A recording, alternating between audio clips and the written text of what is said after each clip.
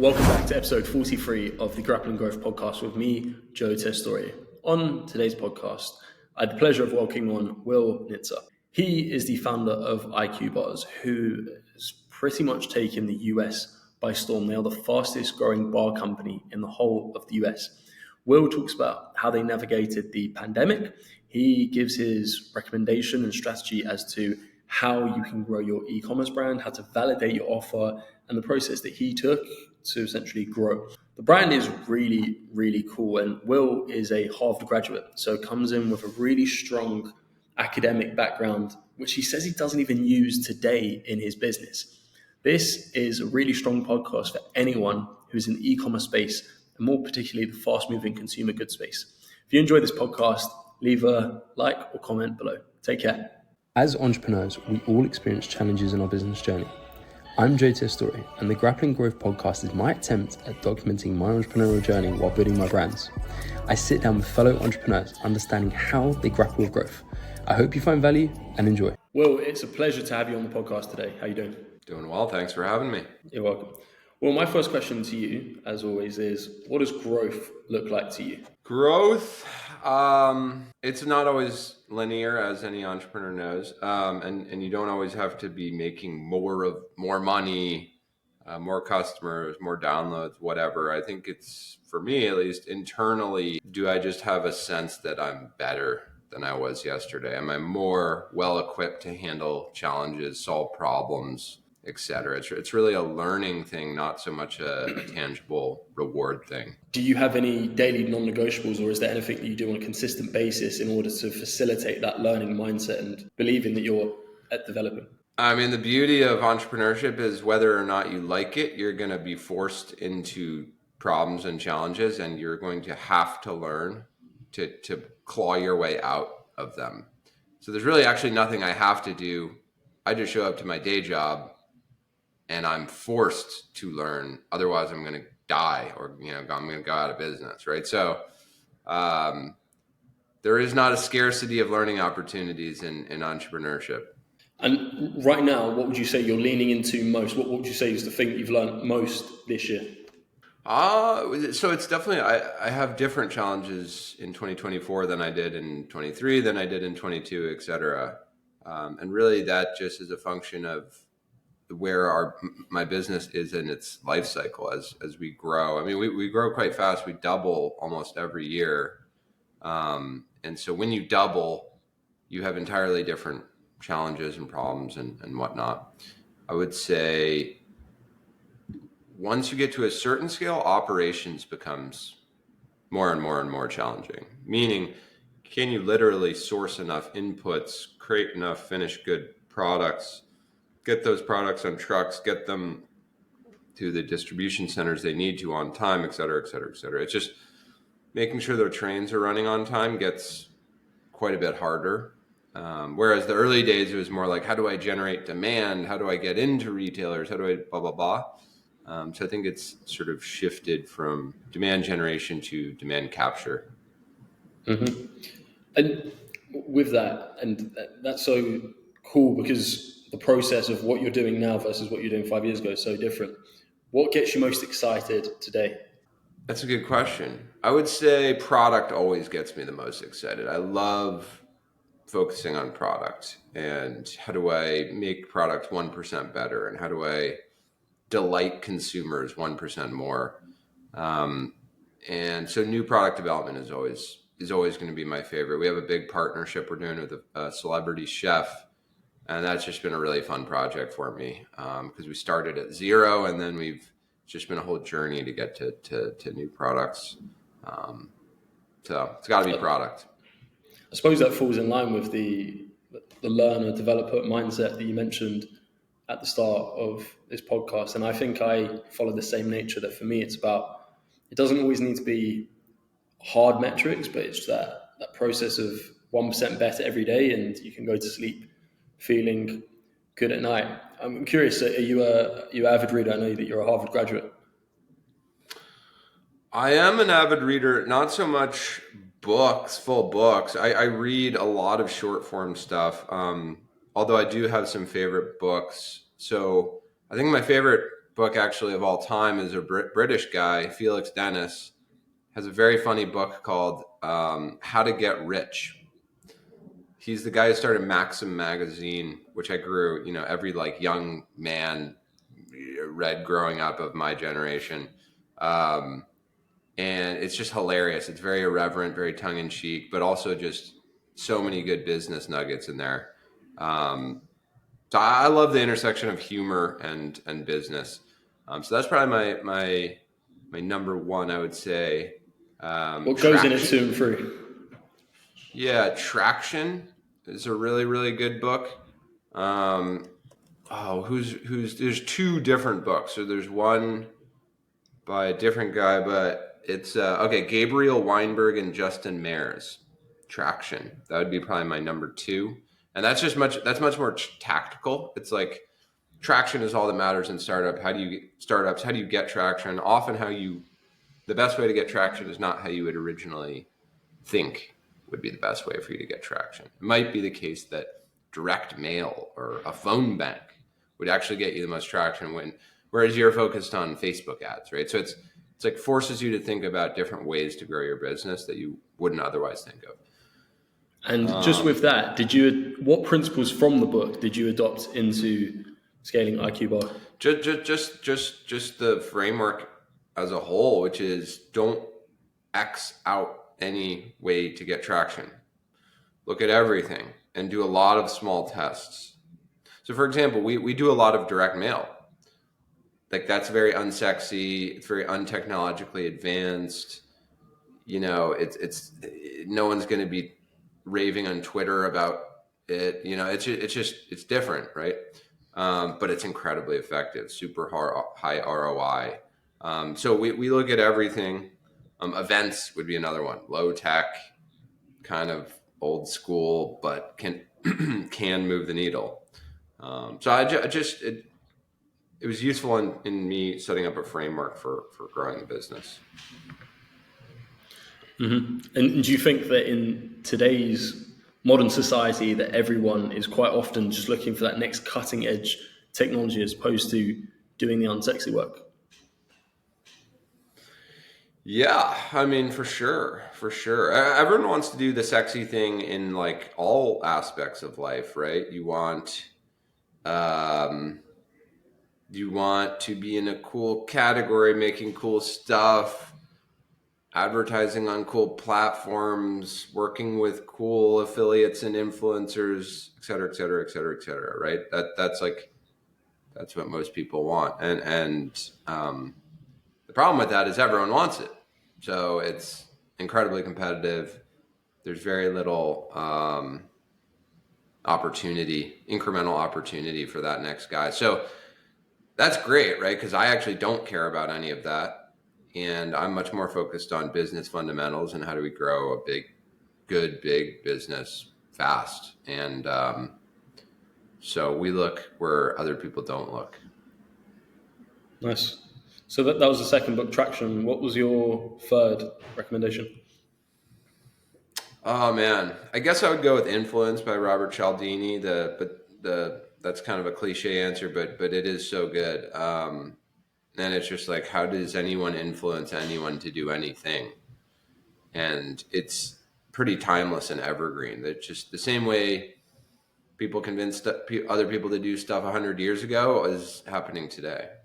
When you wear a lab coat when an actor wears a lab coat in a commercial, and they're selling you a supplement, you trust them more. It just timeless things, timeless means of influencing are just so important to know. So I would say like read that before you read anything. Have you tried any outside the box, really creative ads that you've taken inspiration from that book? Not really. So I don't sit over our marketing.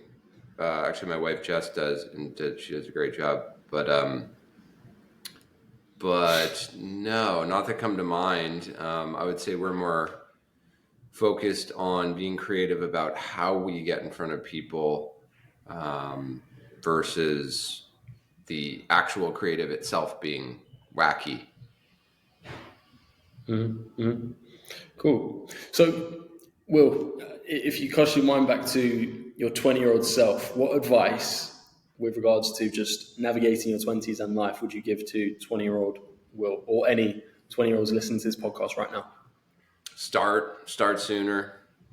And I started pretty soon. I started when I was 26, but I probably could have started when I was 24, you know? Sorry, when you say start sooner, do you mean business or just whatever people are going for in life? Whatever people are going for in life. For me, that was control my destiny, create a company, create an asset that I can own and be proud of, and centers on something I love, and control my financial destiny, work with people I want to work with, don't have a boss, all those things. I tried desperately to get hired by a startup because I thought, oh, you have to go work for a startup and then you learn the ropes on someone else's dime and then you can go do your own thing. And I couldn't get a job at a consumer goods startup because I had no background in consumer goods. And I was in Boston, and Boston's not really a consumer packaged good city. There's not a ton of CPG brands there, startups there. And so eventually I was just like, all right, I can't get a job. I'm just going to do it now. But what if I had been able to get a job? The whole trajectory would be different. So thank God I couldn't. So just start earlier. And then the other thing I would say is arrange your life such that you can withstand the beating that is entrepreneurship. So make sure your personal burn rate is exceptionally low. Make sure you're okay with not going out to dinner or restaurants or bars or whatever with your friends on weekends. You're probably going to have to reevaluate even certain friendships. Make sure your romantic life is in order. It's a lot easier to have a girlfriend or wife when you're starting an entrepreneurial journey than it is to be going on dates all the time. You don't have time for that, right? So get your own house in order before you go to battle in the entrepreneurial world, because that's gonna suck up all your time and money, right? So you got to make sure the home front is in good order. I couldn't agree more. When I quit my job, I was working in investment banking in central London, and I quit. And I remember just on a piece of paper writing down all of my costs every single month. And I said, in order to survive, in order to grow this business, all I need to do is make X amount. And as long as I can do that, and I eliminated everything I could, coffees outside, anything. And that is how I grew. And I think that is exactly what I'd say to young people today. You don't need to go and do anything flamboyant.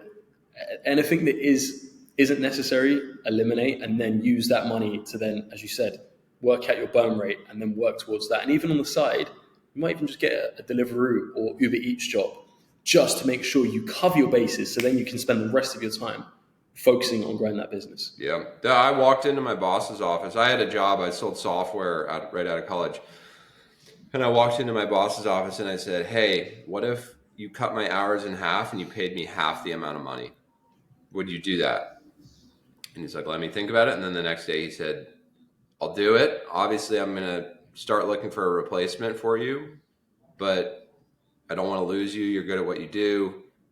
Let's do it. Let's try it. And so that allowed me to only work 20 hours a week, make enough to pay my rent, survive, get groceries, all that.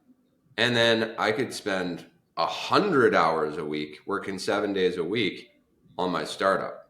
And so that allowed me to float myself for a full year before I was ready to quit and go full time.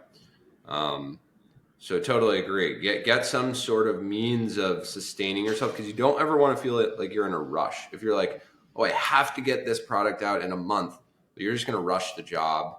You're going to cut corners. You're going to make a bunch of mistakes. Give yourself some breathing room to do things on the right timeline. And I think that's where the beauty of creativity and innovation comes from. I believe it was Michelangelo. He was creating a sculpture in Rome or somewhere. And it took him 4 years to carve out this sculpture. And he said he needed that time to go away every day. And at times he would just be there. He would go and look at the sculpture just with a coffee to hand, look at it for about 20 minutes and walk away. And then he would come back the next day and then he'd know tactically what he needs to do. And I think the essence of that sculpture is when you've got a slab of concrete, you know you've got fine margins where if you go just one variant away from being perfect, then that sculpture will not look the way how you need it to look. Totally. Yeah, you need perspective. You need to have time for perspective too. All mistakes in startups, for the most part, are made because you rushed something. So yeah, I agree.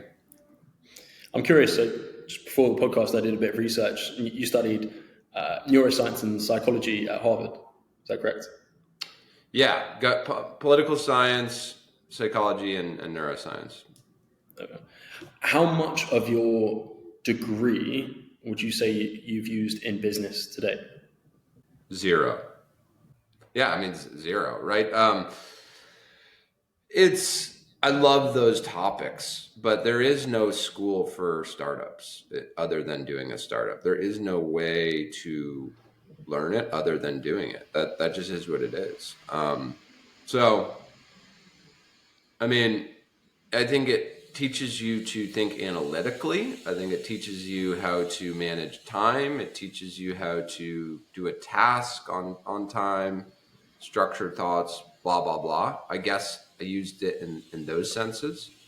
It teaches you how to learn, but nothing prepares you for, oh shit, I got to create a product. How do I do it? And like all that's entailed in that. Oh, I got to find a manufacturer. What should my gross margin be? What happens when the line breaks down and I have to deliver all these orders? There is no class for that. It's just like survival mechanisms and learning on the job. And that's why I say start earlier, because that's the only way to learn is doing it. Mm-hmm. My brother tried his hand at starting an e-commerce business about 2 years ago, and he failed. And I think the best advice that I gave to him was, I hope you fail in the sense of go try it, felt this business, but the amount of learning and even him now, but the things that he's done with this business, he understood how to conduct appropriate market research. He understood that there was faults in his product, and he learned in such an efficient way that him spending £5,000 on that business, that is worth more than you could put into a business degree to then figure out theoretically how to start a business. And I went to business school, and the amount of things that they taught us there that are right now still irrelevant towards what I do day to day in my business. I can't think of many things apart from maybe a class in entrepreneurship, which is really relevant, or probably economics actually for that. The rest of it was just, there was no interconnection into what I'm doing now. No, and the other thing too is the landscape shifts. It shifts just naturally, and then it shifts for you on a micro basis as your business changes and grows. And so it's not learning like static concepts is not really helpful, but it's better to learn how to deal with an ever-changing environment than it is to learn any set of static concepts. Outside of course, accounting, finance, like there are certain things that are just like brass tacks that don't really change and you kind of have to know it. And cash flow management is what it is, and it's always been that way. So there are some things, right? But that's not really what causes you to grow a big, successful business. It's all the other stuff, which you're just not going to learn. You have to go talk to 1,000 customers. You have to read 1,000 reviews. Why is your product not working? How can you better solve someone's pain points? There's just no class for that. And it's not even that hard. There's nothing hard about it, like about any one thing. It's the aggregate that's really, really, really hard. It's not physics. It's not calculus. It's pretty basic, but it's just hard. The sheer volume of things you have to do and micro pivots you have to make, that's what makes it so hard. But you just got to do it. You just got to do it. And I think to the point that you made, there's always something to do in your business. And similar to a computer science degree, whatever you learn today, 50% of what we learn today in a computer science degree will be obsolete in 2 years' time. So we might conduct research, or you might run a marketing campaign, but you know for a fact that once Black Friday finishes, then you need to focus on Christmas. And once Christmas finishes, there's a completely new pivot and angle that you're making towards getting to the best shape of your life at 2025, and then always moving with the seasons. And I think a lot of people feel as though they can do something once 12, 18 months ago, and that's going to be relevant. And speaking about a changing landscape, how did you as the CEO navigate a period like COVID? Did you have to adapt much with the business? Oh, totally. I mean, COVID, luckily we had a big e-commerce business. And so everyone who was in brick and mortar was rushing to be able to sell online. We already had online down. And so actually we were able to capture a lot of new demand. It was much more of an operational challenge. So someone got COVID in our manufacturing plant, and so the plant shut down, and so we couldn't make product. You couldn't get like things you would never think you couldn't get, like cardboard. You couldn't get cardboard. Ships were with ingredients that we import. There was a queue of 100 ships at the LA port and the Seattle port and the Florida port. You couldn't get stuff off boats. Rail cars with ingredients of ours got stuck in like Nashville, and you just couldn't get wrappers. We had, I think, 1 million wrappers stuck in Tennessee in a rail yard, and that we couldn't get them. You just literally couldn't get them. So operationally, it was a freaking nightmare. 2021 really was the worst of it. That's why I say like the challenges you have last year are not the same challenges you have this year. I mean, that was never more true than in like 2021, where we're like, we've never not been able to get wrappers, and we can't get wrappers. So how do you solve it? And it's like, there's always a solution. How did you solve it? We found another vendor who could make a comparable wrapper, who was making it domestically, who we could get it from. And then, of course, that makes you better for the next time around, because you're like, okay, I need like redundancies across XYZ inputs, because we don't ever want to be in that situation again. So, I mean, did you say there was much? I was just going to say that's just like one of like 20 problems we had with COVID, but the biggest was operational. So you had the infrastructure in place, the e-commerce infrastructure in place, with all of these interdependent challenges that consistently came your way. Would you say there was much demand destruction from your customer base because of this, or they were quite understanding that there were so many challenges that you were facing as a business, so they stuck with you, so to speak? People definitely stuck with us. And we would go out of stock here and there, but it was never terrible. I mean, everything was out of stock. You couldn't get a couch. There was like a 12-month lead time to get a couch. Like, it was just total pandemonium of getting anything. Toilet paper in Australia. So, yeah. Sorry? And I said toilet paper in Australia. That was a challenge there, even in the UK, actually. Oh, totally. So I think people just realize this is a crazy time, and they're not going to like seriously hold it against a brand that can't like deliver on something, or is going to be a month late because like it's a frickin' once in a 100-year pandemic. So I think we got a break, but it was a tough year. I mean, we that was our slowest growth year from 2020 to 2021. And then we got back to doubling from 2021 to 2022. But man, it was tough sledding out there.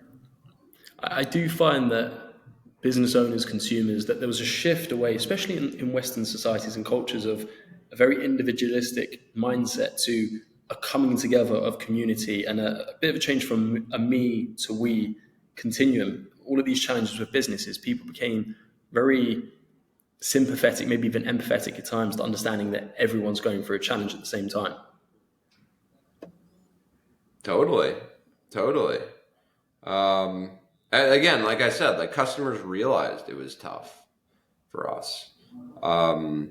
And, we got, even the government kind of realized that, right? We were able to get some PPP money, which was the, basically like business hardship grant that was a forgivable loan. We were able to get a $500,000, what's called EIDL loan from the Small Business Association, which is I forget what it stands for. It's like emergency something or other, at a very low interest rate. So, even the government stepped up to help at that time for help small businesses. So it was.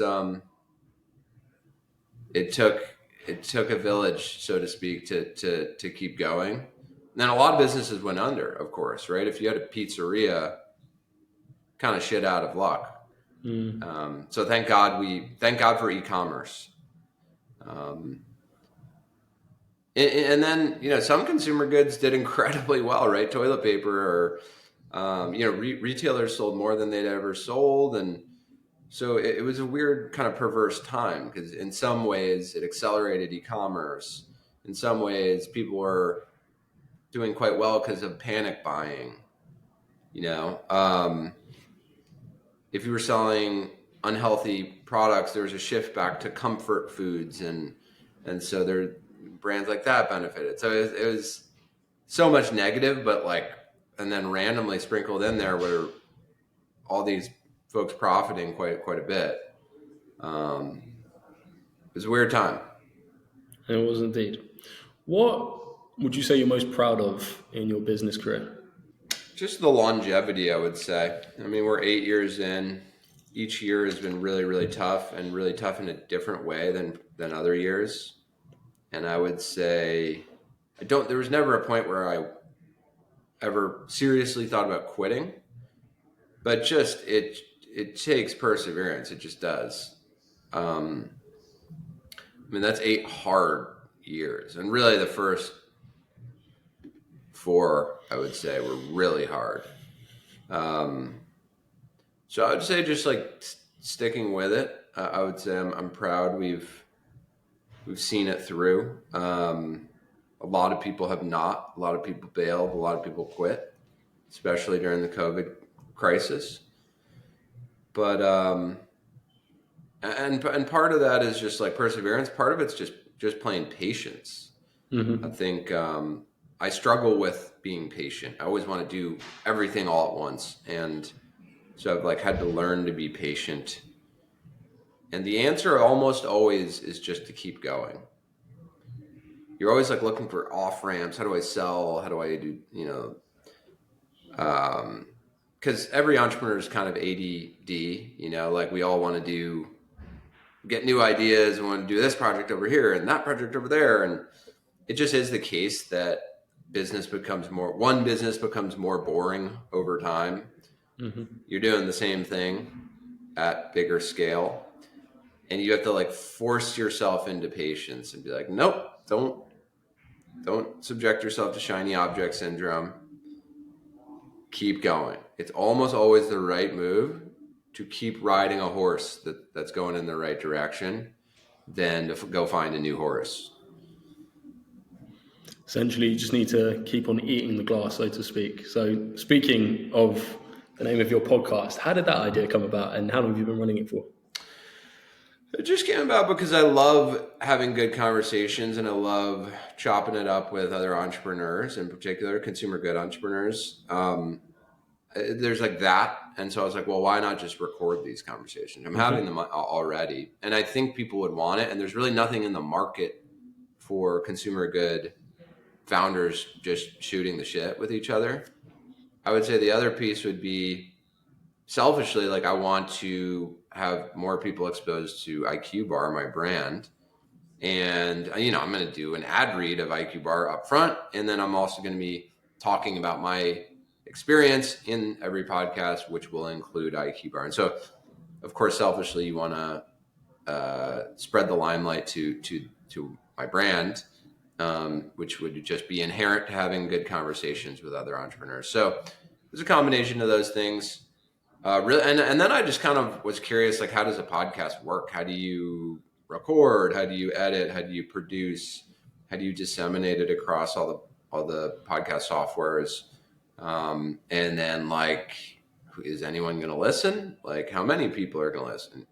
What episode will more people listen to than other episodes? Mm-hmm. Right? Like, what makes for a good guest? I mean, honestly, half the battle at least is the guest. I would say probably 75% of the battle is a good guest. Like, you can be the best produced podcast, you can be the best interviewer. If you have a shitty guest, the podcast is going to suck, right? So guest selection is so key.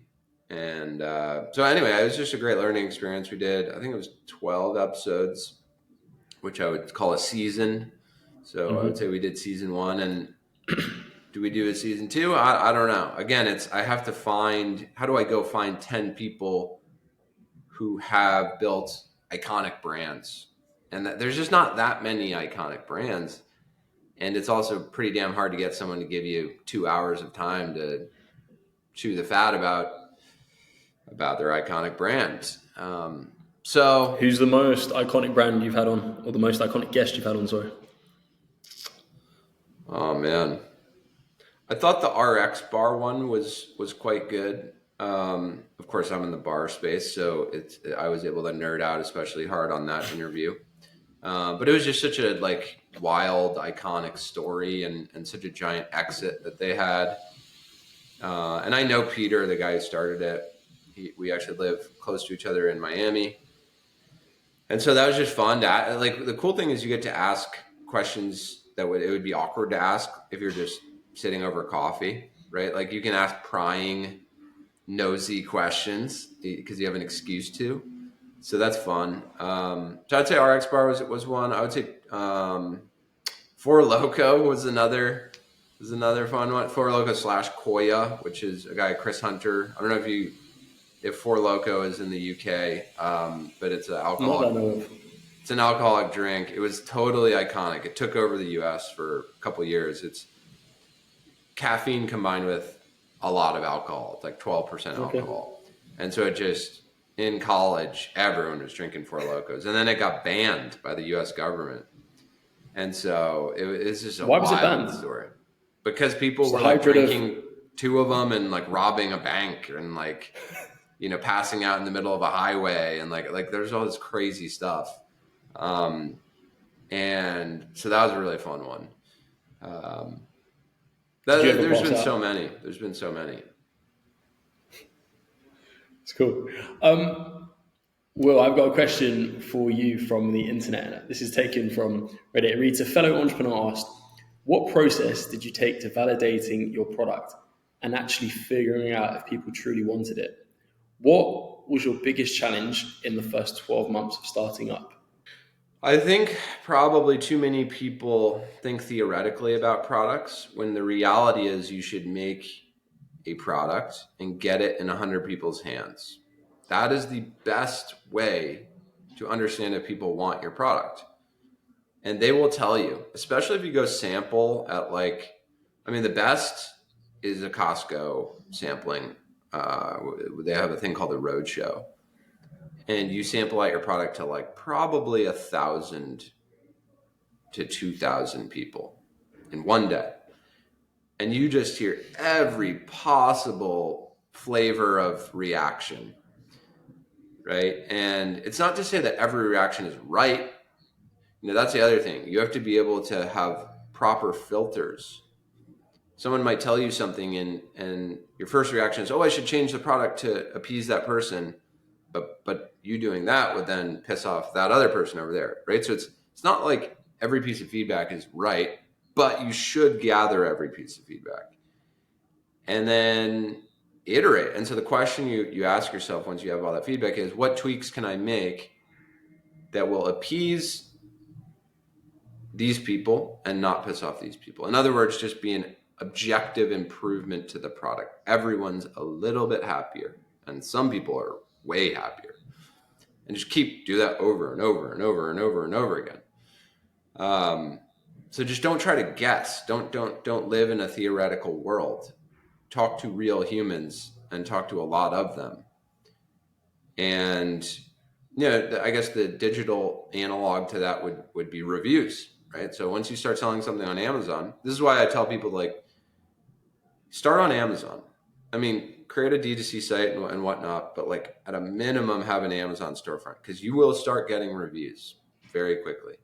And the most will be negative. And that's a bummer, right? It hurts. Someone calling your baby ugly hurts, right? But it's so important because you start figuring out, oh, that's what people don't like about it.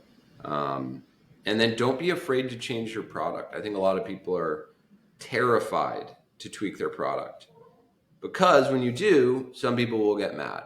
And that just is what it is. And you have to be able to withstand that happening. The reality is you have to make those tweaks for the long-term benefit of the brand, because you open yourself up to so many more. You might lose 10 people, but you gain 10,000 people. But you're going to hear it from those 10 people, and you're going to second guess yourself, and you just persevere past that, because you want those 10,000 people. So it's both of those things. Collect and aggregate real data from real people, but also be really careful about how you filter it. And then a third thing, don't be afraid to evolve your product. And apart from working part-time, running the business, what was the biggest challenge you faced in the first 12 months? I would say convincing. Raising money is tough, right? Because you don't have any traction, and you don't have a proven thing. And if you're a first-time founder, why would anyone trust you? And if you're going after a market where there's not good data that this is absolutely a good idea, well, now you have to convince people to take that leap. So I would say getting people on board and getting dollars in your bank account is tough.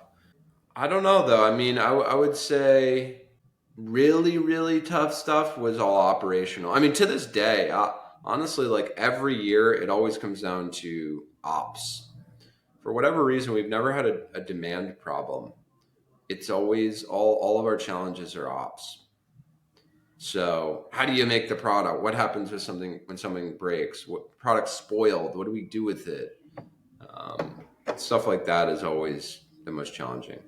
Appreciate that response, and I think that'll give a lot of value to anyone who's going into the not just fast-moving consumer goods space, but e-commerce space, and they want to innovate a really, really cool, fascinating product, as I've seen from you guys. Will, where can people find you, and what's next? Sure, iqbar.com. In the UK, actually, we sell via Amazon UK, and also a site called Health, HEALF.com. But yeah, if you're in the UK, check those out. If you're in the US, iqbar.com, Amazon, Costco, Walmart. We're in almost every retailer, but we have a store locator on our site. At iqbar is our social handle. I'm on LinkedIn. You can find me. I put out thoughts almost daily. It's Will Nitze, Nitze. And I think that's it. Nice one. Will, thanks for coming on. Thanks for having me.